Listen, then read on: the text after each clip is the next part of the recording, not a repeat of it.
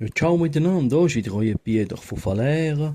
Und dann letztens ist eine Frau in der Bäckerei reingekommen und sagt zum Bäcker dort an der Theke: Das ist eine Katastrophe, das Brot, das ich verkaufe mir. Das Kilo Brot, das ich gestern gekauft habe, das ist schimmelig gewesen, eine Katastrophe, eine Frechheit. Und dann sagt der Bäcker: Hey, gute Frau, also bitte, wir Bäcker haben also da schon eine Ehre, ha? Das ist ein ehrenhafter Beruf und wir tun ganz gewissenhaft das Brot backen.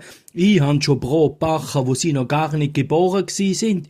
Ja, warum verkaufen sie es denn jetzt erst?